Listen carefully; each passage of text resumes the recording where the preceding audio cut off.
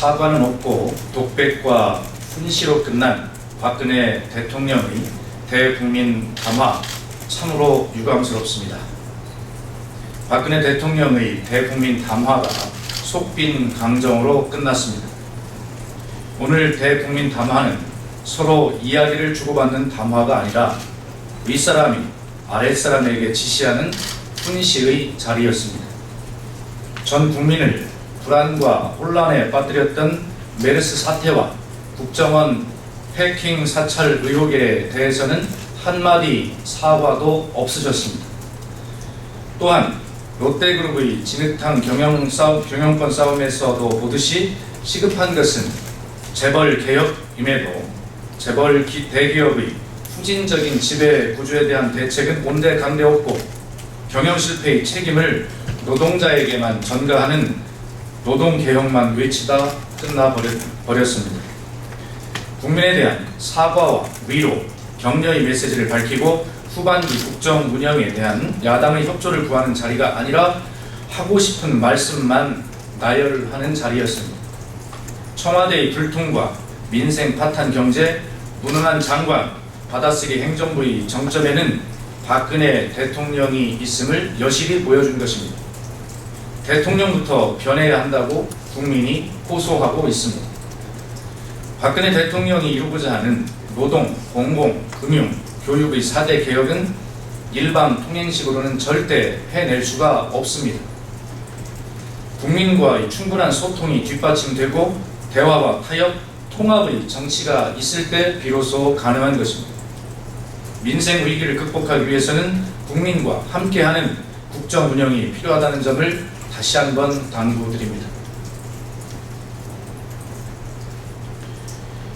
21세기판 군서갱유, 국정교과서로 돌아가자는 시대의 차부적 발상을 즉각 중단해야 합니다.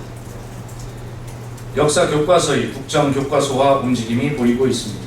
새누리당 김무성 대표가 미국에서 좌파 세력이 준동하여 미래를 책임질 어린 학생들에게 부정적인 역사관을 심어주고 있다면서 역사교과서를 국정교과서화하겠다는 의지를 보였습니다. 황우여 교육부 장관도 국정교과서를 배제하지 않고 있다고 밝혔습니다. 70년대 유신시대의 유물이라고 볼 수밖에 없는 국정교과서로 돌아가자는 시대의 차부적인 주장을 하고 있는 것입니다. 우리는 이미 2013년 교학사 역사 교과서 파동에서 보았듯이 국정교과서의 방향이 친일을 미화하고 유신 독재를 정당화하는 수단이 될 수 있다는 것을 충분히 경험하였습니다. 국정교과서는 이미 역사교육의 현장에서 아무도 동의하지 않는 제도입니다. 교육은 우리 사회의 미래를 키워내는 일로 단편적이고 편향적인 시각에서 추진되어서는 안 될 문제입니다.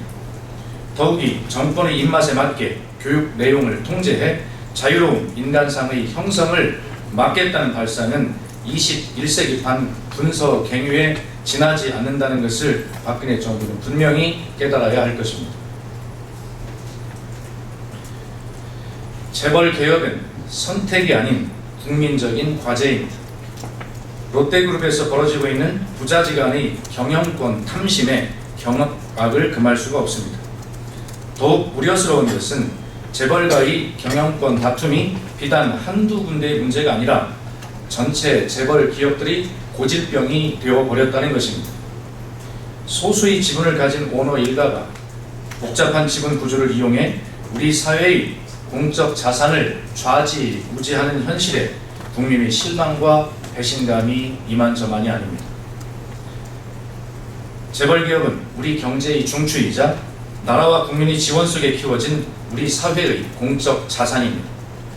그러나 사회적 책임은 외면한 채 중소기업과 골목 상권마저 침범하며 부의 확장만을 노리는 재벌기업의 행태는 국민적 지탄의 대상이 된 지 오래입니다.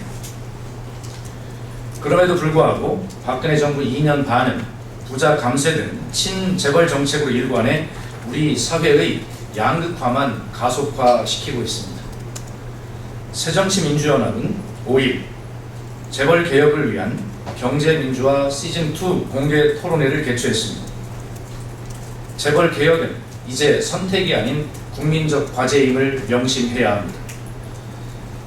청와대와 새누리당은 재벌 대기업을 국민의 기업으로 탈바꿈시킬 개혁 방안을 마련할 것을 촉구합니다. 이상입니다.